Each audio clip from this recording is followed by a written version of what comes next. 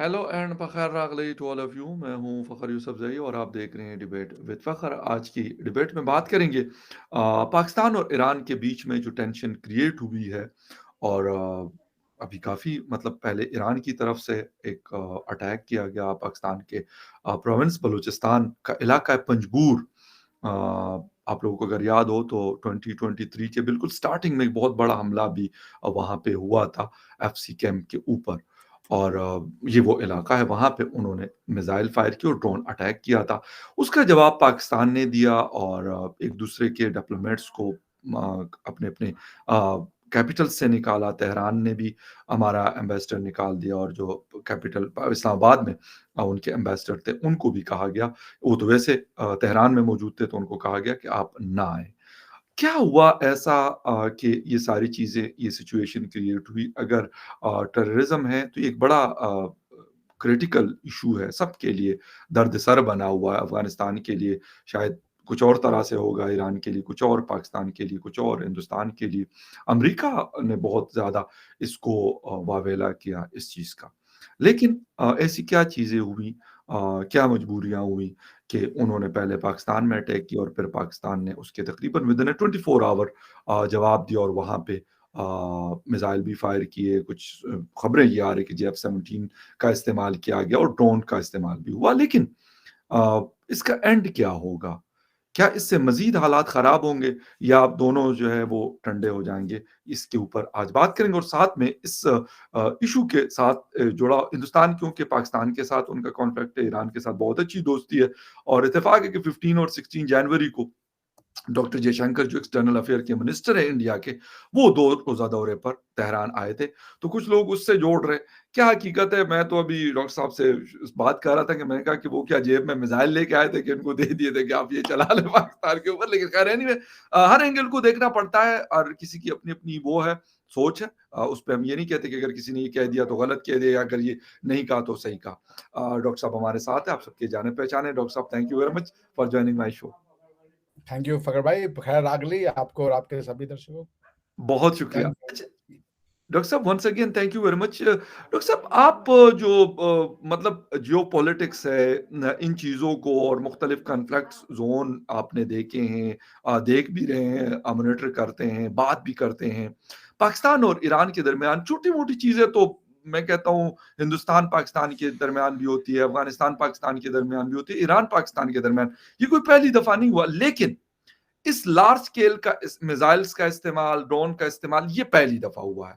इसके ऊपर मैंने पूरा पता किया है। ऐसा कोई इससे पहले इस किस्म का इंसिडेंट कहें आप या जो भी कहें इसको, इस किस्म की चीज़ नहीं हुई और बाकायदा उनके ऑफ़िशियल जो मीडिया आउटलेट्स हैं, वहाँ से उसको बताया गया कि हाँ, हमने ये चीज़ की है और हम कुछ टेररिस्ट ग्रुप थे, उनको निशाना बनाना चाहते थे, हमने ये बनाया। सर, फिर इससे इस रीजन में इंडिया बहुत अरसे से क्लेम करता है, पाकिस्तान अफ़गानिस्तान के ऊपर इल्ज़ाम लगाता है, तो ये तो एक अजीब किस्म की गुमसान की लड़ाई नहीं हो जाएगी, जंग नहीं हो जाएगी? देखिए फ़खर भाई, बड़ा इंटरेस्टिंग वर्ड आपने यूज़ किया, जियोपॉलिटिक्स। सब ये शब्द सुन के बहुत से लोग सोचते हैं यार बड़ा कॉम्प्लेक्स चीज़ है। ये है नहीं उतना कॉम्प्लेक्स, है बड़ा ईज़ी। जी, जियो समझ लेते हैं, जियो है इंडियन सबकॉन्टिनेंट और वेस्ट एशिया, ये है जियो, राइट, ठीक है राइट, ना? अब पॉलिटिक्स समझना रह गया इस इलाके में, ओके। ठीक?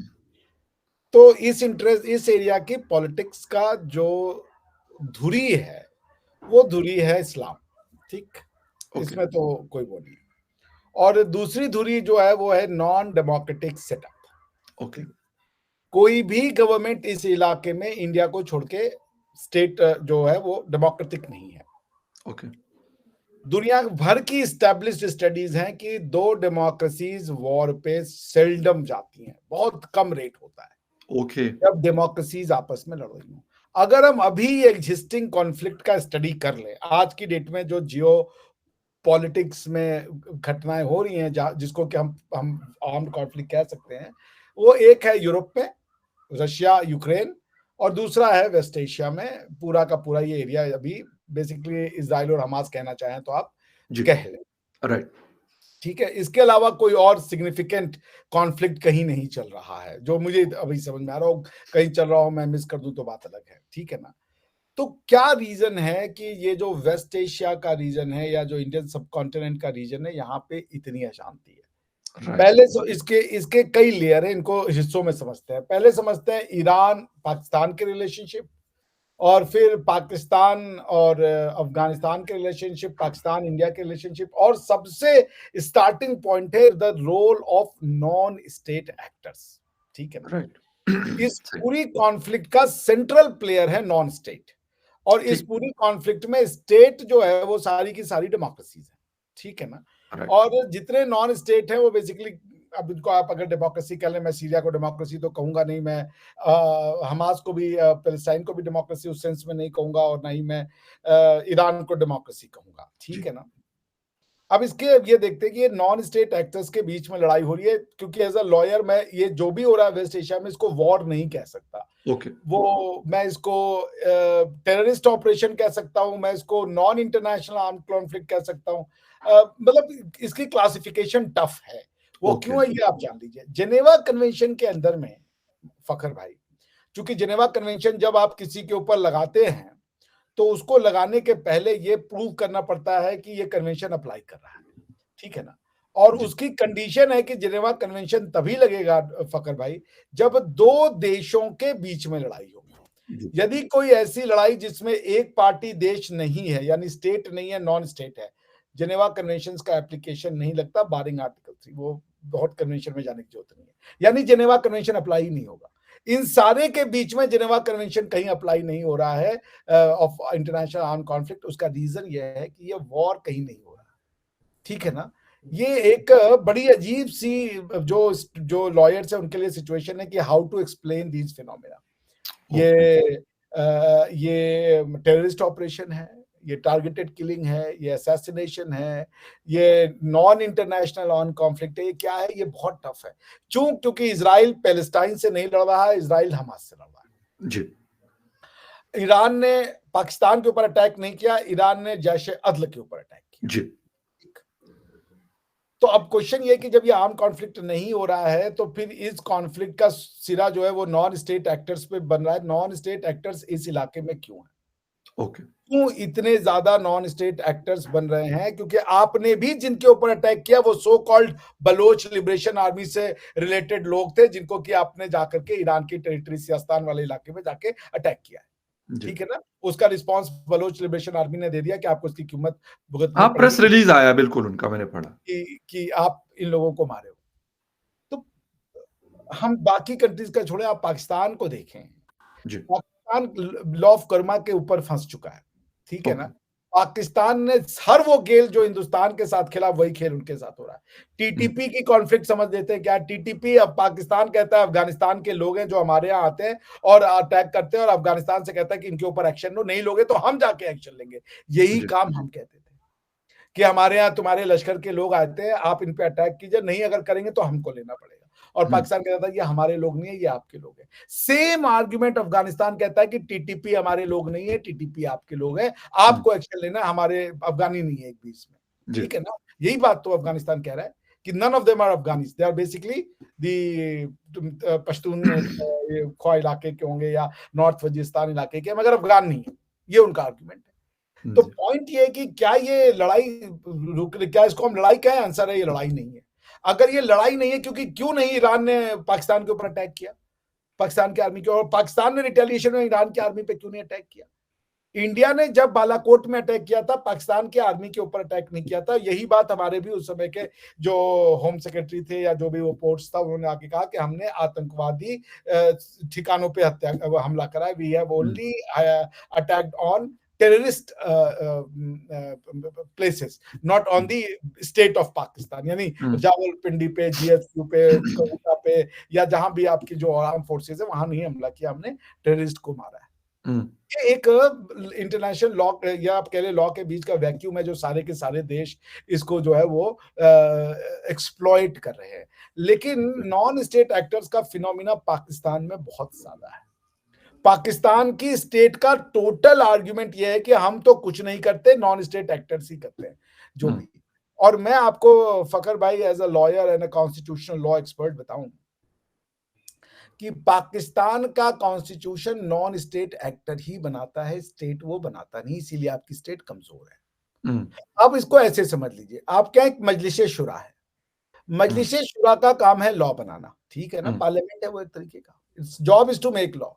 उसके बाद आप क्या है कि इस्लामिक काउंसिल, जो ये देखेगी कि मजलिस शुरा जो लॉ बनाई है वो इस्लामियात के अंदर में आती है कि नहीं आती। अब आप एक बात बताइए, मैं कुरान और शरिया को अच्छे से जानता हूं, और मैंने कहा कि भैया मेरे पास आओ, मैं तुम्हें इंसाफ दूंगा, मैं तुम्हारे मैटर्स को सॉल्व करूंगा, मैं अपने आप में एक स्टेट हूं। जैसे अदल जो है वो कह रहा है इंसाफ, जैसे इंसाफ हुआ ना, इसका मतलब कि आर्मी ऑफ जस्टिस, उनका स्टाफ जस्ट अलग है। आपके यहाँ पे लाल मस्जिद की घटनाएं होती हैं तो आर्मी भेजनी पड़ती है, क्योंकि हर आदमी ने जहां जिसने 1.5 ईंट की मस्जिद बना ली वो एक गवर्नमेंट है, बिकॉज आपकी गवर्नमेंट तो दुनिया की सबसे वीक है, आपके सारे कॉन्स्टिट्यूशनल जो ऑर्गन्स हैं वो वीकेस्ट हैं। पार्लियामेंट की कोई वैल्यू नहीं है, गवर्नमेंट की तो कोई वैल्यू है ही नहीं, क्योंकि और अब तो कोर्ट की भी नहीं है। इमरान खान के साहब के मैटर में तो हमने देखा लोग कोर्ट के अंदर घुस गए कि भाई ये डिसीजन हम नहीं मानेंगे, कोर्ट कह रहा है कि चुनाव करवा लो, चुनाव नहीं हो रहे। तो ये नॉन स्टेट एक्टर्स का ये फिनोमिना इसलिए हो रहा है क्योंकि आप जिस तरीके से देश को चलाना चाह रहे हैं वो उस तरीके से, उस डबल स्टैंडर्ड से कंट्री नहीं चलेगी। और रही बात इस इलाके में जो वॉर हो रहा है उसका भी कारण यही है, दे आर नॉन डेमोक्रेसीज। और जब तक ये डेमोक्रेसी के पाथ पे नहीं जाएंगे, और डेमोक्रेसी सिर्फ ऐसे नहीं आएगी जो पाकिस्तान का कॉन्स्टिट्यूशन है, पाकिस्तान का कॉन्स्टिट्यूशन नॉन डेमोक्रेटिक है, बिकॉज कॉन्स्टिट्यूशनल डेमोक्रेटिक डॉक्यूमेंट होने का फर्स्ट कंडीशन है रिलीजन का पॉलिटिक्स से सेपरेशन। ये नहीं कह रहे कि रिलीजन का एनहाइलेशन, रिलीजन रहेगा मगर पॉलिटिक्स में उसकी दखल शून्य होगी। पॉलिटिक्स में यानी कि आपका कॉन्स्टिट्यूशन में से इस्लामिक काउंसिल आपको निकालना पड़ेगा, मजलिस शुरा आपकी सबसे बड़ी बॉडी बनेगी। आप समझ रहे हैं? अच्छा, absence of democracy and absence of or existence of high testosterone religious governance. अच्छा डॉक्टर साहब, अगर हम ये बात कर लें तो कहीं न कहीं सब ने रिलीजन को, किसी ने ज़्यादा, किसी ने कम, मतलब अपने-अपने हिसाब से वो किया हुआ है। मैं ये नहीं कहता कि ईरान अपने तरीके से वो कह रहे हैं जी हमारे यहाँ तो 1970 के बाद जो है रिवॉल्यूशन आया और हमने वहाँ पे, हालाँकि एक अच्छा खासा मुल्क हुआ करता था ईरान के हवाले से, जब हम सुनते हैं बड़ा प्रॉस्पेरस किस्म का एक कंट्री था। ठीक है, वो उनका अपना एक मैटर है, वो उसको जिस तरीके से चलाना चाहते हैं चलाएँ। लेकिन सर बात सारी ये है कि ईरान का कॉन्फ्लिक्ट इराक के साथ रहा, अभी भी चल रहा है, सीरिया के साथ रहा, इज़राइल के साथ वो कहते हैं हमारा है, सबके साथ चल रहा है। बट द थिंग इज़ कि अगर हम ये बात करते हैं कि पाकिस्तान ने, मैं पाकिस्तान की जो चीज़ें होती है, बिल्कुल मैं उसका बड़ा सख्त क्रिटिक हूँ, वो एस्टेब्लिशमेंट करती हो या पॉलिटिकल लोग करते हो। लेकिन यहाँ पर ऐसी सिचुएशन में जो कुछ अभी हुआ, जो लोग इसको इंडिया के साथ भी कुछ लोगों ने जोड़ने की कोशिश की, उसपे थोड़ा-सा आपका टेक चाहूँगा कि वाक़ई मतलब हिंदुस्तान ये चाहेगा या कोई भी कंट्री की इस रीजन के अंदर ऑलरेडी अफ़गानिस्तान की सूरत में 40-50 सालों से जंग देखी गई है, फिर ईरान-इराक की जंग भी एक हिस्ट्री का हिस्सा है, ईरान का इज़राइल के साथ कॉन्फ्लिक्ट, सऊदी अरेबिया के साथ कॉन्फ्लिक्ट, ये चलता रहता है।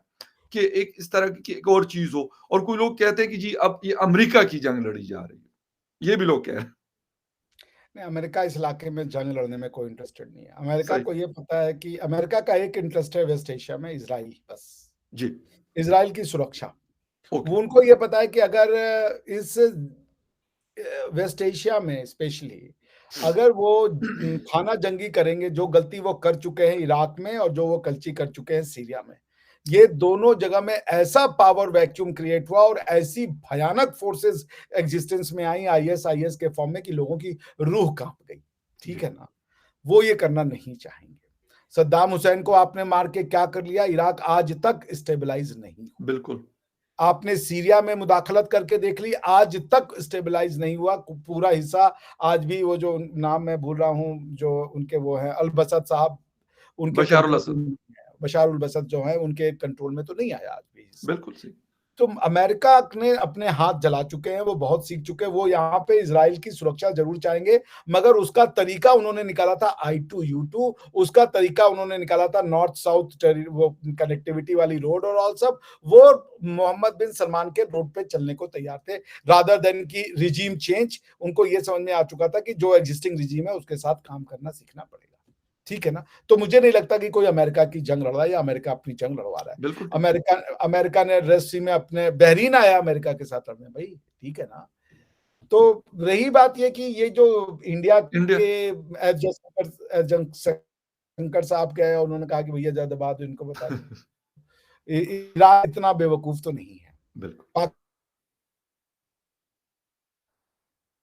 में काफी कम संख्या होगी, लेकिन चूंकि पाकिस्तान की पॉपुलेशन बहुत ज्यादा है, तो वो कम संख्या भी काफी नंबर में आती है। परसेंटेज अगर वो मान ली 5% भी शिया हैं, 10% भी शिया हैं, तो वो काफी ज्यादा नंबर होगा। आप अगर 24 करोड़ हो तो 10% का मतलब 2.5 करोड़ शिया लोग हैं आपके यहाँ पे। बिल्कुल। That's a huge number.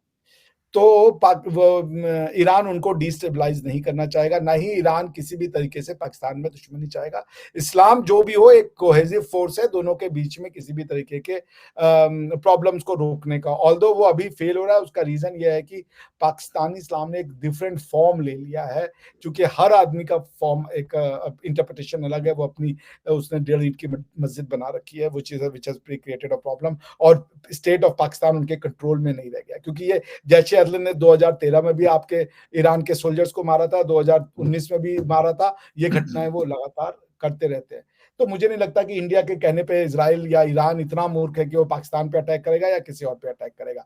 मैं ये जरूर मान सकता हूं कि चूंकि उन्होंने इजराइल के कुछ सपोर्टेड जो वो थे नॉन स्टेट एक्टर्स, उसके ऊपर अटैक किया, और मामले को थोड़ा सा कलर डिफरेंट करने के लिए उन्होंने कहा कि हम यही हरकत पाकिस्तान के साथ भी करें, क्योंकि उन्होंने कोई बड़ा टारगेट नहीं चुना, 2 लोगों को मारा मैंने सुना खाली। अगर वो चाहते तो बड़ी जगह डैमेज कर सकते थे, वो भी दिखा रहा है। तो वो ये कह रहे थे कि ये अटैक इसराइल के अगेंस्ट में नहीं था, ये अटैक टेररिस्ट के, they are playing the same game that Israel is playing in the Hamas, in the Palestine. Israel कह रहा है हम पैलेस्टाइन से नहीं लड़ रहे हैं, हम आतंकवादियों से लड़ रहे हैं। तो इजराइल ने, ईरान भी कह रहा है ठीक है, हम आपसे लड़ाई नहीं लड़ेंगे, आपके आतंकवादियों को मारेंगे। और उन्होंने इस बात को पुख्ता करने के लिए, आर्ग्यूमेंट को थोड़ा स्ट्रॉन्ग करने के लिए, आपके भी 2-3 आतंकवादियों को टपका दिया। मैंने सुना शायद बच्चे ही मरे, कोई आतंकवादी तो जी बिल्कुल। मरा ही नहीं। 2 बच्चे मरे। 2 बच्चे मरे। तो फिर वो भी मतलब, अब मैं नहीं समझता कि ईरान वाले भी, हालांकि है तो हमारे ही लोग, हमारा ही एक्सटेंशन है, तो कोई बहुत ज्यादा मैं उनसे वो एक्सपेक्ट करता नहीं हूँ। लेकिन ये है कि वो जो शराड है, इससे ज्यादा कुछ नहीं कहा जा सकता। मकसद उनका था इजरायली उसको मारने का, वो पाकिस्तान पे अटैक करना चाहते थे नहीं। तो आई डोंट थिंक कि इंडिया के कहने पे वो कोई फ्रंट सही, खोलेंगे, बिल्कुल, और नॉट बिल्कुल। पॉसिबल। बिल्कुल, लेकिन डॉक्टर साहब, अगर मैं कहता हूँ इज़राइल के साथ तो ठीक है, पाकिस्तान इज़राइल के कोई ताल्लुकात नहीं है, कोई और चीज़ नहीं है, हम ये बात मानते हैं। लेकिन एक चीज़, इज़राइल के साथ ईरान का ही पड्डा लंबा है कि वो कहते हैं, मतलब धमकियाँ भी एक-दूसरे को देते हैं, बल्कि ईरान ही धमकियाँ देता है इज़राइल को। शायद सऊदी अरेबिया ने भी कभी नहीं इस तरह की दी, किसी और कंट्री ने भी नहीं दी, पाकिस्तान ने भी कभी नहीं दी, मतलब कि इज़राइल को हम ये कर देंगे, तो इज़राइल को हम वो कर देंगे। ये ईरान से ही ये सारी बातें होती हैं। तो सर, ये ड्रामा अगर उन्होंने करना है तो इज़राइल जाने और मतलब ईरान जाने, टेल अवीव और तेहरान आपस में जो मर्ज़ी करते रहे, मतलब पाकिस्तान के ऊपर। और फिर पाकिस्तान ने जो रिटेलिएट किया है, इसके ऊपर थोड़ा-सा आपका टेक चाहूँगा, दोनों इश्यूज़ पे बात करनी है। देखिए, तेल अवीव के ऊपर तो कर नहीं सकते ना, अमेरिका ने तो कह दिया तुम तेल अवीव पे अटैक करो, हम अपना अटैक मानेंगे। तो बस वो तो यही है ऑप्शन ही खत्म कर दिया ना। उन्होंने। उन्होंने फिर कहा चले पाकिस्तान में कर लेते हाँ, हैं। वो पाकिस्तान पे भी वो अटैक नहीं करना चाहते थे, अटैक वो वहीं करना चाहते थे। मगर चूंकि वो एक कलर देना चाहते हैं कि हमने आपके ऊपर नहीं अटैक किया, हमने टेररिस्ट पे अटैक किया। और अगर आपको टेररिस्ट पे अटैक करने का हुतियों पे अगर हक है, ये हुतीज के एक्शन के बाद आया ना उनका भाई। उन्होंने, हुँ, आपने हुतियों पे एक्शन किया, और हुती पे क्या एक्शन किया, अमेरिका ने कह के कि भाई ये आतंकवादी हैं, ये टेररिस्ट हैं और ये अटैक कर रहे हैं, इसलिए हम मार रहे हैं। वरना यमन के साथ तो अमेरिका की वॉर है नहीं, ठीक है ना। हुतीज के नाम पे उन्होंने अटैक किया। उन्होंने कहा आप अगर हुतियों के मारोगे, तो इन्होंने भी कुछ टेररिस्ट को मारा। उन्होंने कहा कि हम भी टेररिस्ट को मार रहे हैं, हम इजराइल पे अटैक नहीं कर रहे हैं। दे हुँ। Played the same game, and in order to save their skin, उन्होंने एक शराड क्रिएट किया कि पाकिस्तान में भी अटैक कर दिया। Pakistan merely became victim. वरना किसी भी तरीके के कॉन्फ्लिक्ट में ईरान पाकिस्तान के साथ इंटरेस्टेड नहीं है। क्योंकि आज जो अटैक हुआ है ईरान के अंदर, ईरान ने ये नहीं कहा कि हम सबक सिखाएंगे, बल्कि बलोच लिबरेशन आर्मी ने कहा कि हम पाकिस्तान को सबक सिखाएंगे। दिस स्पीक्स अ लॉट कि वो क्या हो रहा है वहां पे। तो तो पॉइंट इसका मतलब है कि वो पाकिस्तान के खिलाफ उन लोगों को सपोर्ट किया तो जाता है ना, मतलब वो तो पाकिस्तान, स्टेट ऑफ पाकिस्तान के खिलाफ लड़ रहे हैं तो ईरान उसको सपोर्ट करता है फिर। सपोर्ट करना अलग चीज है और किसी को जगह देना ताकि आपके उसमें आर्म ट्विस्ट की जा सके एक अलग चीज है। जी। फिर जैशे अदले तो आपके यहाँ भी है ना, तो हम्म। आप फिर कैसे कह सकते हो? जैशे अदले जी। कोई पड़ोस में तो है नहीं, आपके यहाँ पे वो है, तो उन्होंने बलोच आर्मी को ले रखा है भाई, सही। क्योंकि वो वॉर नहीं करना चाहते इसीलिए पाल रहे हैं। अगर वॉर करना चाहते तो बलूच को नहीं पार करते, क्योंकि वो आपको एक चाहते कि आपके साथ वॉर ना हो, तो आप जिस भाषा में बात कर रहे हो उस भाषा में वो बात कर रहे हैं कि तुम अगर जैशे अदल के थ्रू शियाओं को मरवाओगे तो हम भी फिर बलोच आर्मी को सियास्तान, चूंकि बलूच का जो एरिया है वो तो आप ईरान में भी काफी बड़ा पार्ट ऑफ बलूचिस्तान पड़ता है, सियास्तान और इसका वाला एरिया, उन्होंने कहा हम यहाँ पे देंगे कंट्रोल। तो आप देख लो, अगर आप अपने लोगों को कंट्रोल हाँ। करने में सक्षम नहीं हो तो हम तो अपनी टेरिटरी को कंट्रोल करने में सक्षम है, और यहाँ पे भी बलूच का एक्सटेंशन है, हम इनको कहेंगे करो जो करना है करो। आखिर कुलभूषण, हमारा जो केस है, कुलभूषण जाधव को भी तो यहीं से पकड़ा गया था। जी। कुलभूषण जाधव को जो बिल्कुल। इन्होंने अगवा करवाया वो यहीं से उठवा के ले गए थे भाई, हमको हम लोग का जो अंडरस्टैंडिंग है। तो पॉइंट ये है कि लड़ना नहीं चाहते इसीलिए बलोच आर्मी को सपोर्ट कर रहे हैं, लड़ना चाहते तो वो उनको भी मारते और आकर के आपके यहाँ भी वेपन जो है वो क्रिएट करते। There is not going to be any war, ये आप लिख के रख लें।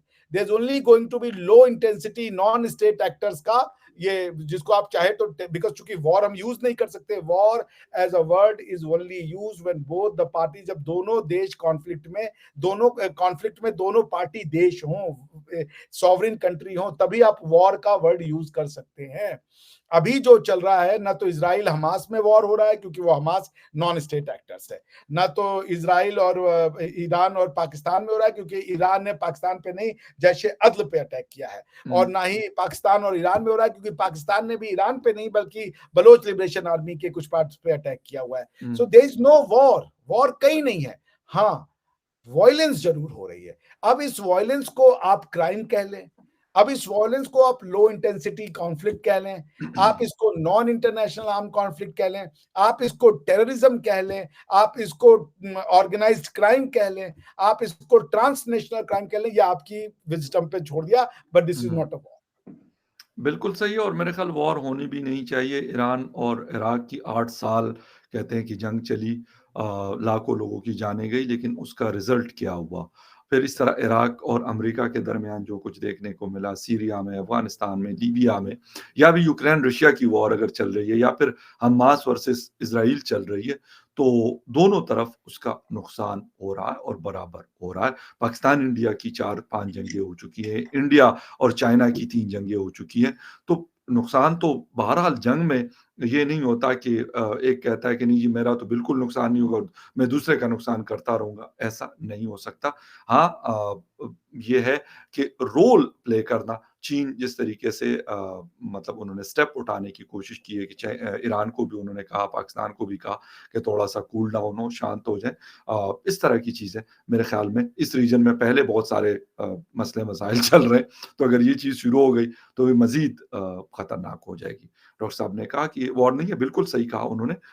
इसकी जो डेफिनिशन है उन्होंने सही बताई, कि ये एक इस तरह की चीज़ है। मैंने कहा कि लार्ज स्केल पे इस लेवल पे कभी नहीं गए, छोटी-मोटी चीज़ें बॉर्डर के ऊपर, पाकिस्तान इंडिया के, अफ़गानिस्तान पाकिस्तान के, ईरान पाकिस्तान की ये चलती थी, लेकिन मिसाइल्स और ड्रोन्स और इस तरह की चीज़ें ये पहली दफ़ा हुई है, जो नहीं होनी चाहिए थी, लेकिन अनफॉर्च्यूनेटली हो चुकी है। खैर एनीवे डॉक्टर साहब, थैंक यू वेरी मच, आपके टाइम का बहुत शुक्रिया कि आपने शो जॉइन किया। And viewers, thank you very much for watching debate with Fakhar Yousafzai. किसी और डिबेट में आपसे फिर मिलेंगे, तब तक के लिए take care and bye. Thank you. Thank you doctor साहब, बहुत शुक्रिया। Thank you, so nice of you. Take care.